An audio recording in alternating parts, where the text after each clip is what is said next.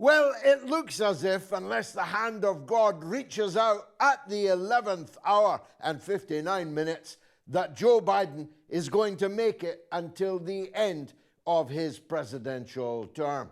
We're asking tonight what his legacy is for the Middle East, for West Asia as a whole. Well, everything in life depends on how you look at it. From my point of view, Joe Biden is damned forever. Will go into the history books for one thing and one thing only: having armed, funded, facilitated, diplomatically protected, and foghorned his support for a Holocaust, for a genocide which continues until this very moment.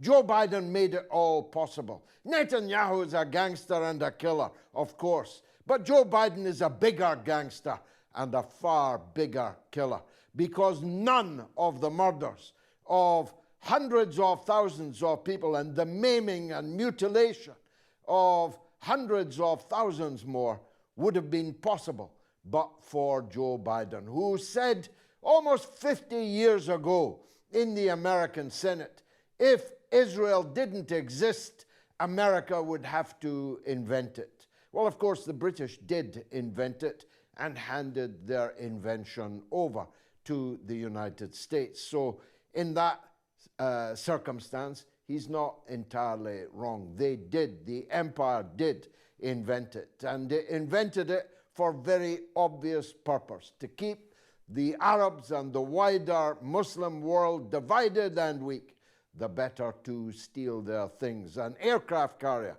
as Robert F. Kennedy Jr. called Israel, a fortress, a little Jewish Ulster in the Middle East, said the British cabinet member responsible for the Balfour Declaration and everything that has flown since. We know why Israel was invented, and we've seen it commit crimes beyond number and sometimes beyond description, but we have never seen anything like what we have seen in the last year and a half nearly of Joe Biden's rule. Joe Biden facilitated a Holocaust of hundreds of thousands of Palestinian people, defenseless people, mainly women and children. And that will never be forgotten. But I did make the point, it depends what telescope you're looking through, which end of the telescope you're looking through, because I've just been reading the farewell valedictory remarks of sundry members of Joe Biden's party, the misnamed Democratic Party of the USA. And they see the smashing of resistance, they say, in Palestine, and the smashing of resistance, they say, in Lebanon, and the collapse forever, they say, of a truly Arab government in the former Syrian Arab Republic.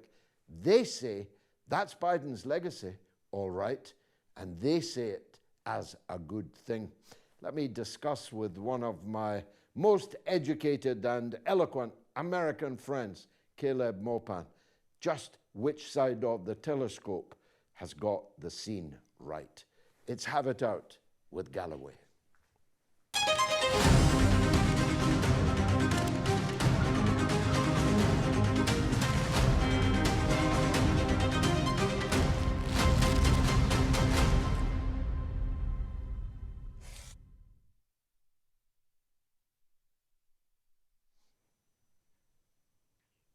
Caleb Maupin is a former colleague of mine on television and a longtime friend and comrade too, and I'm glad to welcome him back to Have It Out with Galloway. Caleb, it looks like Biden's going to make it to the end. What would you write as his legacy in the Middle East and West Asia? Well, Joe Biden presided over the criminal actions of Israel that the entire world is looking on in utter horror against. And the irony is that Joe Biden presented himself as being more sympathetic to the Muslims of the world and to the Palestinians than his predecessor, Donald Trump, who is set to replace him. So this was a political blunder, political failure on Biden's part from which he could not recover. And the fact that many Muslim Americans went out to vote for the Green Party and Jill Stein, and a number of Muslim Americans in Michigan went out to vote for Donald Trump even, that has a lot to do with the fact that he's about to be unemployed, because it just could not be a situation where the Democratic Party could count on the Muslim votes. Their hypocrisy, the failure of the Iran nuclear deal, the failure to restart the Iran nuclear deal is something Joe Biden had hinted he wanted to do. A complete failure in the Middle East, while Biden was focused on escalating international tensions around the world. So the Biden administration has failed internationally. They failed when it comes to addressing the Israel-Palestine conflict. They revealed themselves to just be blatantly under the domination and control of Israel. But at the same time, they've failed domestically. People are looking at the wildfires raging across Los Angeles and the devastating situation there. People are looking at the U.S. economy, where the wages Americans are paying are nowhere near enough to cover the cost of everyday goods among Biden's inflation policies. Joe Biden is going to be remembered as not a successful president, and they couldn't convince the American people to elect Kamala Harris, his vice president. Donald Trump is set to take the White House on January 20th. Now, why did he do that, Caleb? Everybody, I think, agrees he has further isolated the United States in world opinion as the armorer and financer of this genocide. His policy towards Lebanon, towards Syria, towards Iran has alienated the United States from all but the most supine slave in the Arab and Muslim world. Why did he do that? And was he wise from his own standpoint to do it? After all, if Israel is so crucial to the Western Empire, I suppose you could argue everything possible must be done to support it.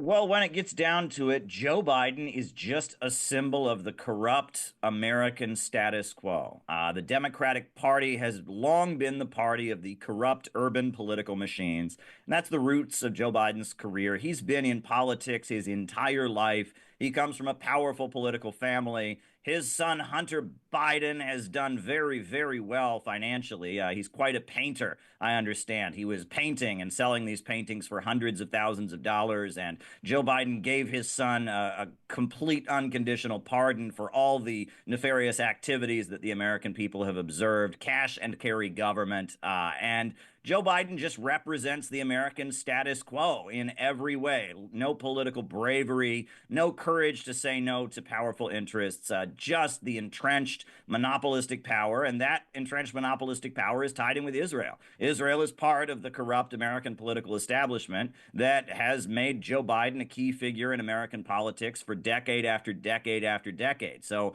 the idea that Joe Biden would stand up and say, no, what Israel's doing has got to stop, that's not going to happen.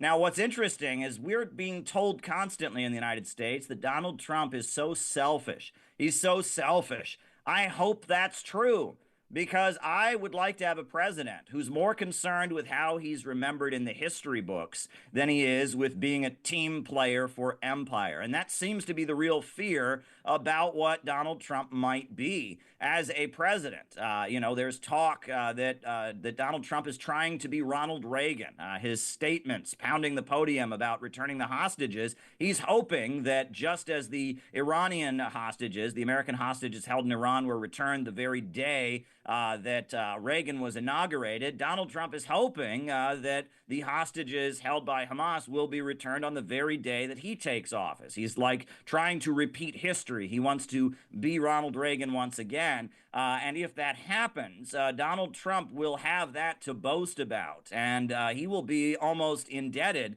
to Hamas for doing that. He will have seen that they really gave him a favor. So that's something to keep in mind. I will say that the only way things in the Middle East can really improve under Trump. And this is a hard one because I have a hard time seeing it happening. We know how Trump is, but Donald Trump has got to apologize for murdering Qasem Soleimani. Qasem Soleimani, the great Iranian military leader who was murdered by Trump during his first term.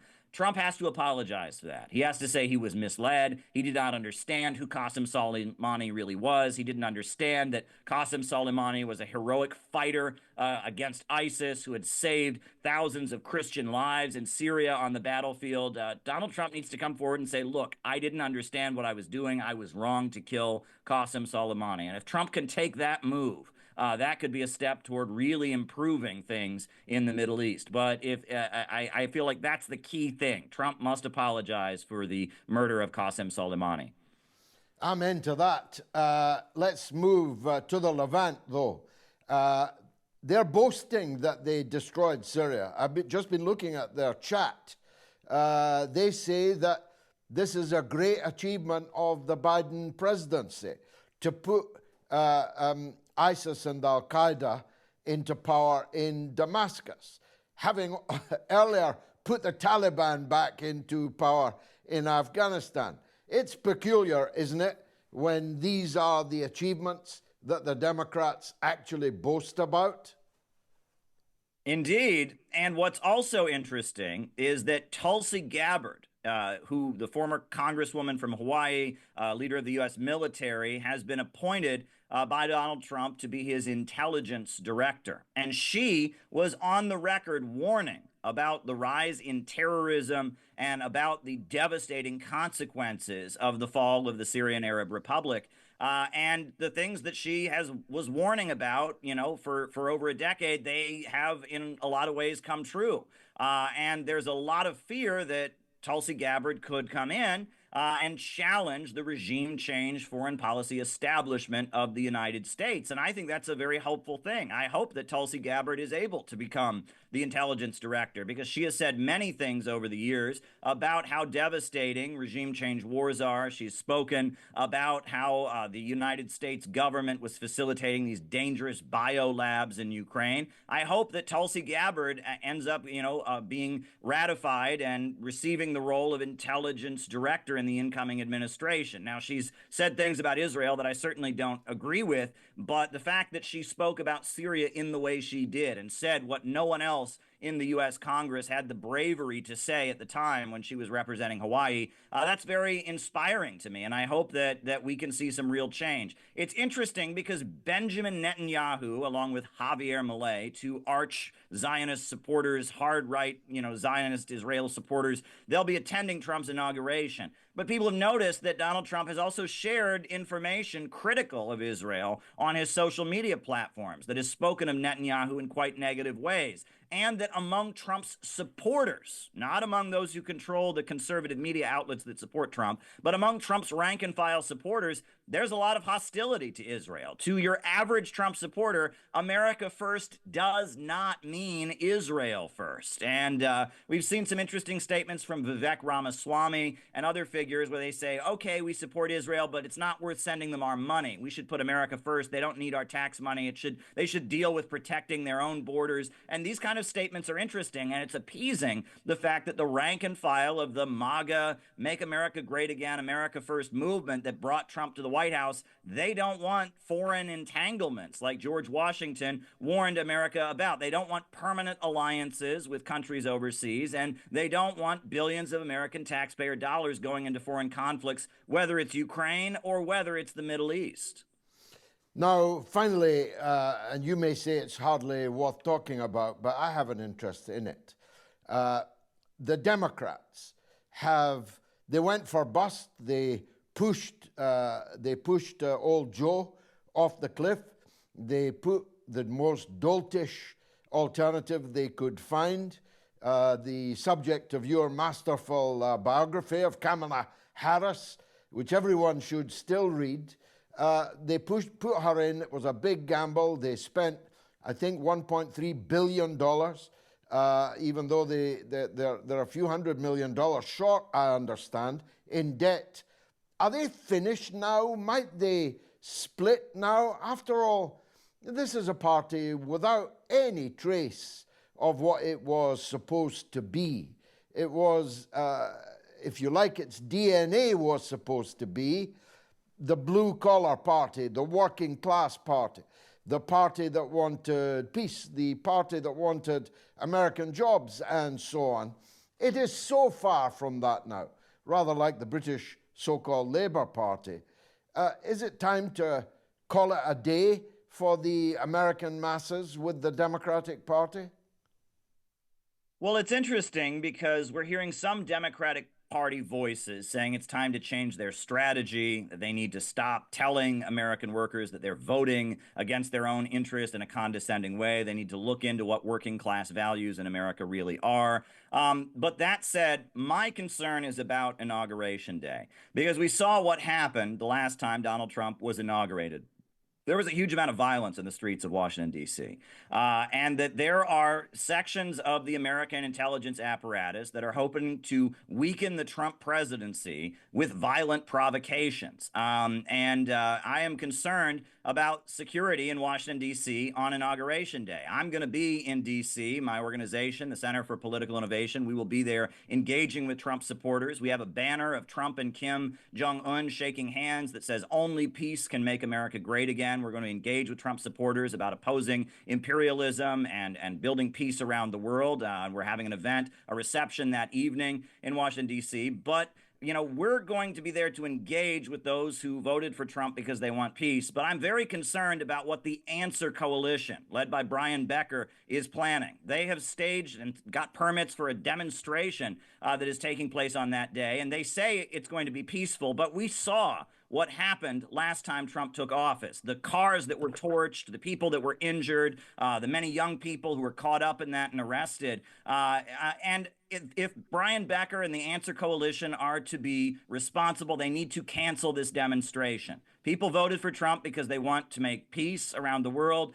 Donald Trump was elected on a platform of getting the USA out of the Ukraine conflict, and he's opposed by the foreign policy establishment. And we know that this demonstration they are planning is going to be utilized by provocateurs, by Antifa elements to try and taint the Trump presidency with violence. The Answer Coalition needs to cancel their demonstration that is taking place on Trump's inauguration. They need to call it off so that they cannot facilitate the provocative actions being planned by the pro-NATO faction of the deep state. Let's recall that John Bolton, who served in Trump's administration, said that if Donald Trump was ever elected and ever took office again, the USA would leave the NATO alliance. I hope John Bolton is right. We need to leave the NATO alliance. And the opposition to Trump is coming from the foreign policy establishment. This isn't a guarantee that Trump is going to do good things, but if there's any possibility of things improving, it means that those of us who want U.S. relations around the world and the U.S. wars all across the planet to de-escalate, we need to loudly support any positive action that Donald Trump might take. So my hope is that the Answer Coalition, which claims to be an anti-war organization, will cancel their demonstration, their rally that is basically going to become a space for provocateurs working on behalf of NATO to destabilize Washington, D.C. If they are truly anti-war, they need to cancel their demonstration. That is my call for the Answer Coalition, for the Palestine activists. They need to call off the provocative demonstration planned for Trump's inauguration day. They've tried everything with Trump. They tried lawfare to put him in jail. They've tried assassins to murder him. Is he out the woods now? I mean, can he go for a round of golf without a fear of someone in the trees? Well, I can only hope that Donald Trump will take positive moves. There is talk of a meeting with the Russian president being in the works. There is talk of restarting peace on the Korean Peninsula. But that said, if there's not loud public support for Donald Trump anytime he does take good moves, we don't have to support him when he does bad things, but if he does good things and starts trying to make peace around the world, starts trying to improve the lives of working families, stands up and challenges the FBI, which he has promised to do. Kash Patel, who he's put in charge of the FBI, is a long-term critic of the FBI, a defender of American civil liberties. If Donald Trump moves against the FBI, if Donald Trump moves to restrict and de-escalate wars around the world, we have to loudly support him in doing so. And the woke left have basically just turned themselves into a vehicle through which the pro-NATO establishment can antagonize Donald Trump, and they should not do that. If you want peace around the world, we need to support any positive moves that can happen. Look, I think there is potential for peace in Palestine with the Trump administration because Donald Trump wants to be remembered as a peacemaker, and because he wrote The Art of the Deal, he likes to be remembered and thought of as a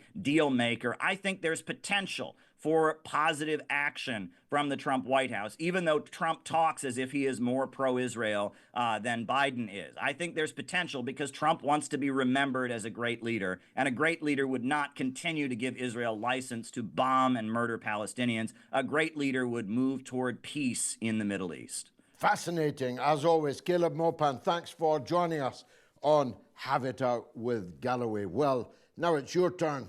Up on the studio wall, we have a variety of points of view and personalities. First up, Neil Harris in London. Neil, welcome. What do you want to say?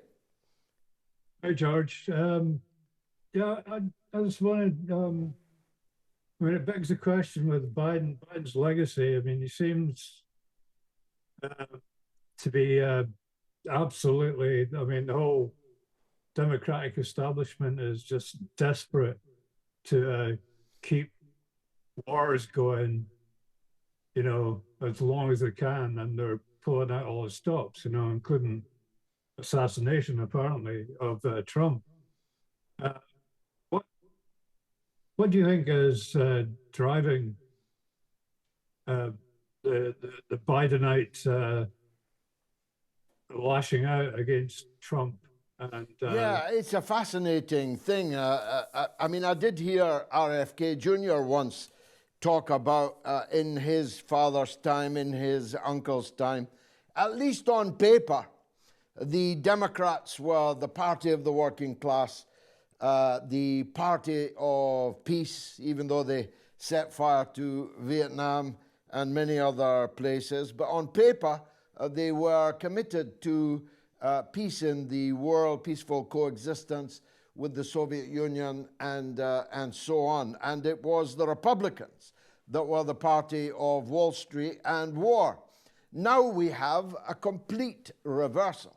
Wall Street hates Donald Trump and funded Kamala Harris 8 or 9 times as much money as Wall Street gave to Donald Trump. And the military-industrial complex hates Donald Trump and loves Kamala Harris, loves the Democratic Party. So it's cross-dressing in a political, strategic sense that I don't see if that can ever be reversed. I think we are permanently now in a position where the Democrats, the British Labourites, the French centrists around Macron, the German centrists around the Schultz and Baerbock alliance.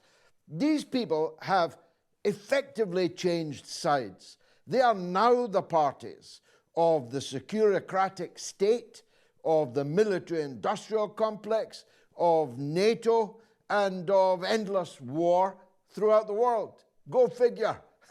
Who knows what will happen to them next? Up next is Zikar Ahmed in Manchester. Let's hear from him. Zikar, welcome. Thank you, George. Hello. So, question about Joe Biden's legacy. I mean, surely they're just going to do the same kind of stuff that they always do, is no matter how bad a president they are, how many wars they've started, it's all going to be whitewashed about how great they are. They're going to be given Nobel Peace Prizes. I mean, Obama was bombing Pakistan with drones, killing so many people in Afghanistan, and he was given a Nobel Peace Prize. So, aren't they going to just do the same? All over again, yeah. Yeah. The other question I had was that, you know, in Gaza, what's happening? So how is it that so many Muslim countries are doing nothing for the Palestinians, and yet every Friday when I go to the mosque, every mosque, the sermon is always about helping Gaza and praying for Gaza. And yet our leaders, not one of them has any backbone to even say a cross word to Israel or to America. Well, the Khutbah in Britain says that, but it doesn't in some of the countries nearby Palestine, and indeed in the Persian Gulf, to say the kind of things that is said at Juma in Britain, in those countries, would be punishable by disappearance, imprisonment, or even worse. There are people I know who were stopped from wearing a Palestine T-shirt in the airport, an internationally known and major international airport hub in the Persian Gulf. That's how much they support the Palestinian people. So, although, of course, in the hearts of Muslims everywhere, Palestine and its cause burns brightly, I'm afraid the rulers of most of these countries are quite happy to see Gaza burning brightly rather than the Palestinian cause. So I'm afraid if these rulers will not change, these rulers will have to be changed. And it's never going to be an easy walk to freedom. But if you don't take it, you'll never be free. That would be my message to them. Thanks for that. Berhat Ken Onar is in London. Berhat, welcome. What would you like to say? Thank you. Hello, George. I want to say that firstly, I'm representing our teacher, Dr. Mohammed Al-Mas'ari, who you're familiar with, from the group Tajdeed, which means renewal, revival, speaking about Gaza and the politics of the Middle East in general and the Muslim world. As you correctly said, the oppressive rulers need to be dealt with and to be removed for there to be stability, economic prosperity, social justice in Arab countries and Muslim countries. But the issue is this: generally speaking, those groups who yearn for the removal of tyrants, autocrats, come from a paradigm of Islam, which is Islamic political thought. But this term is hijacked and used by terrorists, as we all know. So we know what bad Islamic political thought is. But what would be your advice for good Islamic political thought? What do you think distinguishes them? And what would be your advice for those who want to better their countries, like Gaza, like Saudi Arabia, and to save them from tyranny, the evil of the corrupt tyrants of those countries? What is your general advice for those people? Well, it's a brilliant question.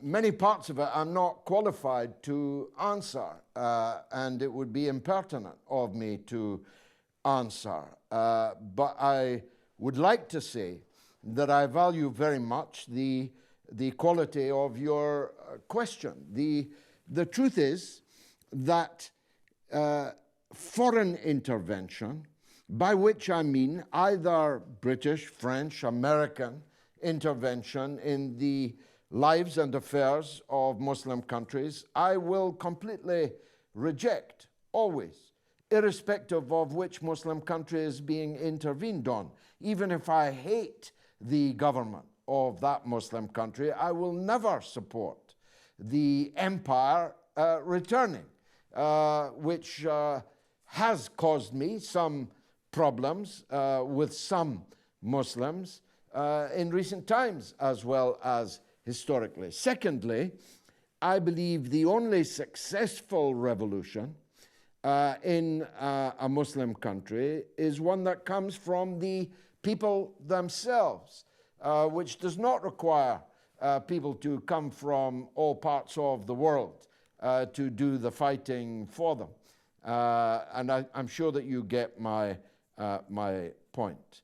As for me advising Islamic currents on what their attitude would be, I'd restrict myself to this. The reason that the Islamic Republic of Iran, for example, is still standing tall and proud is because it has been consistently anti-imperialist. It has many other characteristics and has had many other characteristics, and many of which I wouldn't myself agree with. I'm not myself calling for the system in Iran to be imported anywhere else, and definitely not to my own country. But Iran alone, not the Muslim Brotherhood, not this HTS, not any of the alphabet soup, only Iran, has from the first minute until this minute stood firm against imperialism, the interference and domination by foreign countries of the affairs of the people, of the affairs of the nation. And I don't think it is a coincidence or an accident, rather. I don't think it is. I think that the anti-imperialist stance of Iran, which they have never wavered from, even though other waverings have occurred, that one guarantee that Iran will never again take orders from foreign leaders, foreign countries, will never again turn their back on the rest of the Muslim world in trouble, will never turn its back on the heroes of Yemen, will never turn its back on the heroes of Lebanon, of the heroes above all of Gaza. This system is the only one that's still standing. And I don't think that is any kind of accident. Thanks very much for the opportunity to say that. Mosen Shams is in the Netherlands. Mosen, welcome. What would you like to say? Hi, George. I actually had two questions. One was on Syria.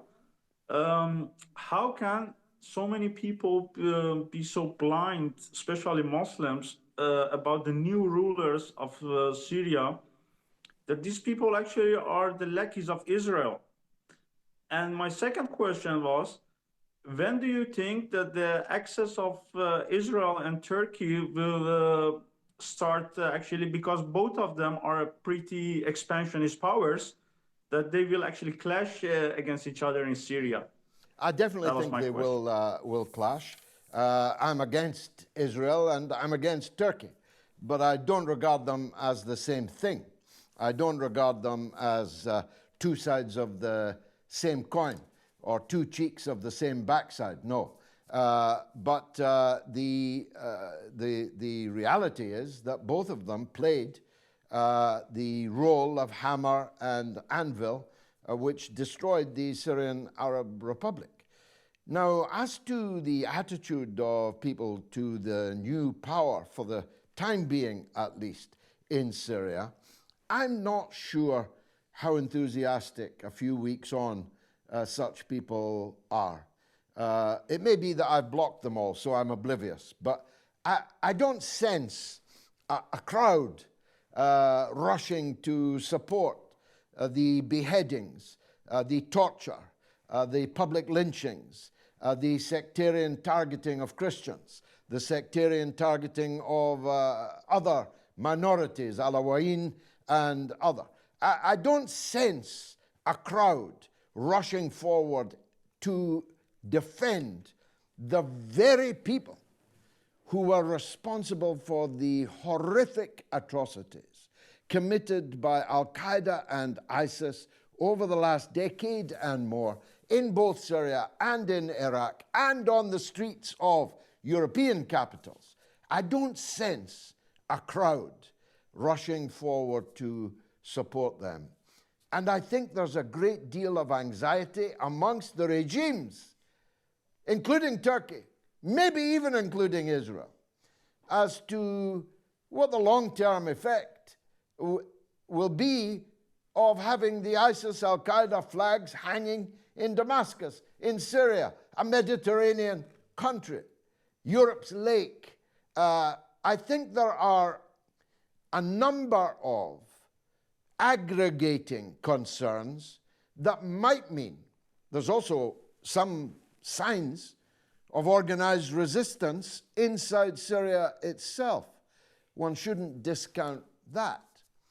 It might be the case that the alphabet soup called HTS, formerly this, formerly that, might not actually last the course. In other words, the Syrian story might not yet be over. So thanks for that. Let me go to another old friend of mine, Fra Hughes in Belfast in the north of Ireland. Fra, welcome. Hiya, George. Good afternoon. George, I you. wanted to ask a question, please, in and around the presidential election of Joseph Aoun in Lebanon. I just want to preface what I'm going to say with it was France, America, and Saudi Arabia who pushed for the 60-day ceasefire on behalf of the Zionist regime in Tel Aviv. They wanted to replace the resistance in southern Lebanon with the Lebanese army. They then insisted that there would be presidential elections in Lebanon because they wanted to have their man in Beirut, which they appeared to have gotten. Now, they're transferring $100 million from America's Egyptian military budget to the Lebanese army. Now, I just want to ask the question. I actually wrote an article for the Independent Activist questioning, will the Lebanese army become the new Palestinian Authority? And by that, I mean $100 million given to the Lebanese army. That won't give them the ammunition and armaments to defend Lebanon against Israel. So why have the Americans sent $100 million to Lebanon? Is it to bolster the Lebanese army against the resistance, or is it to buy the leadership and the top echelons within the Lebanese army on behalf of Western hegemonic designs within Lebanon? So my question is, are we looking at a new Palestinian Authority when you consider so much of the armaments already in use by the Lebanese army or American old military equipment? They have American trainers. They are partially financed by the American administration. Is there a danger going forward that the Lebanese army will be used as another wedge against the resistance on behalf of America? Will the Lebanese army be protecting the border on behalf of Israel, or will they be protecting the border on behalf of the people of Lebanon, considering how we've watched the collaboration of the Palestinian Authority in its cooperation as the internal police force in Palestine on behalf of Zionism? Well, I don't want to be too unkind, but it would take a lot more than $100 million to transform the fighting strength of the Lebanese army. It's not that they lack equipment, it's that they lack any kind of cohesion. Lebanon is an extremely divided country, a profoundly divided country. Let's be frank, a fake country, a country that was created by imperialism precisely to be the kind of weak and divided entity that it is. And so the army reflects that. There are Christians in the army, there are Sunni Muslims in the army, there are Shiites in the army, there are Druze in the army. There are people of widely divergent orientation, both confessionally and politically. And such an army will not be able to act as a cohesive national force. And $100 million doesn't buy much for an army. Secondly, and this is painful to say, and they won't like me saying it, but the resistance in Lebanon could polish off any and all together other military political forces in the country in an afternoon. There is no comparison between the cohesion and fighting strength of the Lebanese resistance and the forces such as they are, paramilitary forces such as they are of the other factions, and certainly of the other factions and the Lebanese army. The only reason the Lebanese resistance has never done that is because they did not want to bring about the breakup of the Lebanese state. I remember saying in Parliament once, you talk about democracy in Lebanon. If there was democracy in Lebanon, Syed Hassan Nasrallah would be elected the president in a landslide. But he doesn't want to be. He wants the president of Lebanon to be a Christian. He is doing everything he can to keep the precarious balance between religious and social forces inside Lebanon because he doesn't want to see civil war in the country. But if other people begin a civil war in Lebanon, it will not end well for them. Let me put it that way, Fran, without being any more provocative than I have already been. Thanks for that, Fra Hughes in Belfast. And now another old friend of mine, Father Frank Gilly in London. Father, always a pleasure to see you. What would you like to George, say? I would like to focus on the Abraham Accords. Now, if there is a religious figure which, in a sense, unites the three great monotheistic religions, Christianity, Islam, and Judaism, that is Abraham. Ibrahim in Arabic, Abraham in Hebrew. And the Abraham Accords, I know they were begun under Trump 1, and they were supposed to bring together the United Arab States in the Gulf, Bahrain and Israel. And there was a project, a Zionist project there, but leaving that aside for a moment, if it is still possible, that there was maybe a kind of potential under this great figure of Abraham. Now, under Biden, that was not pursued at all. The reason, I suppose, is that the Palestinian question, Palestine had to be factored in, but it wasn't. And I'm amazed that Antony Blinken, but totally useless and dull and boring foreign secretary of Biden, did not even try at all, the semblance of trying to have a go of the Palestinian problem, even sort of merely for whitewash, even nominally. It wasn't done at all. I was actually looking at on television, there was a kind of Israeli rabbi who was in Riyadh, and he said he was looking forward to opening up a Jewish community center in Riyadh, and maybe, who knows, even Medina, even Mecca. Now, it seems to me that we are not moved at all. And I know one can be very cynical and say the Abraham Accords were always a Zionist project, but under Trump #2, what do you think? Well, what I think would take me longer than I have left to properly address, but of course, with the greatest of respect to the Prophet Abraham, may God be pleased with him, the truth is they were misusing the great name of Abraham. It was a fig leaf to cover the ugly betrayal of the Palestinian cause and the ugly ossification of the current pattern of tyranny and dictatorship right across the Arab world. So it was doomed. And the Palestinian resistance, in a sense, administered a coup de grace on it with the uprising and the breakout from the concentration camp that occurred on October 7, the year before last. So it was doomed and it was killed by the absolute refusal of the Palestinian resistance to go quietly into the museum, for that's what it would have been for them. The people could have gone and seen their garments and their cooking utensils and marveled at the fact that there had once been a Palestinian people. And the Palestinians are not ready to do that, and I believe they will never be ready to do that.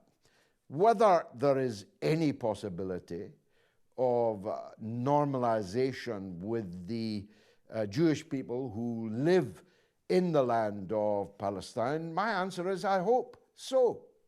But that would require a recognition on their part that they were the equal of the other people there on that land. And they had to allow the return of the people that they or their forefathers had driven from that land. It would have to be a recognition that they are not an American, formerly British weapon in the Arab world, in the Middle East, in West Asia, that they were equals, but not superiors of the others. It's up to you to make up your mind if you think that the people of Netanyahu, of Ben Gvir and Smotrich are capable of such a realignment. I have my own views. Time will tell. But let's go for the last call to Elizabeth Leslie in Aberdeen in Scotland. Elizabeth, welcome. What would you like to say? Hi, George. It's not so much a question, but maybe just a comment or an observation. I took some solace in your guest's last words where he said that Trump might give us peace, but so that he could leave a legacy. Okay, I'll take it any way I can in that regard. But what I really want to say is I'm at a loss as to how there could be so much evil in the world right now.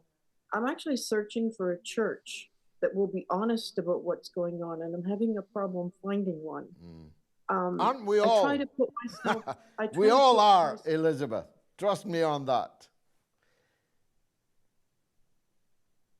I try to put myself in the shoes of the people who are committing the atrocities, and I can't. It just seems that their political goals trump the dreadful things they're doing to the people. And I'm happy to say in the last little while, the social media seems to be back where it was in terms of support for Gaza. But there's not a day goes by that I don't cry with what I see. And well, you and me I both, just want to keep talking Elizabeth. about it. Anyone who didn't cry would no longer be human. We are all looking for that church. We are all looking for that expression from people with power and influence, that they can feel the pain, that they can see our tears, that they can hear our hearts breaking, but we are not finding one. From time to time, His Holiness the Pope makes a good statement, but he's quickly closed down and further undermined, and the faithful, his flock, don't seem to be listening to him at all. We're all looking for a political lead. We're all looking for some echo in the media of the sound of the breaking of our hearts, and it is painful. But I put it this way, Elizabeth. In the end, I believe, and you believe, there will be a judgment day. And on that judgment day, we will not be asked what other people did. We will be judged on what we did and what we did not do. So we cannot just wait forever for a lead from somebody else. We have to conduct every hour of every day of our time on this earth in a righteous way. There is a constant struggle of good versus evil, even within ourselves. Our conscience tells us what's good and what's bad, and we must follow it. And that is our human responsibility, and I'm confident that both you and me will continue to do that. And I hope that the rest of the audience will say similar. It's been a fascinating show. I hope you enjoyed it. And if you did, come back next week at the same time, in the same place, to have it out with Galloway.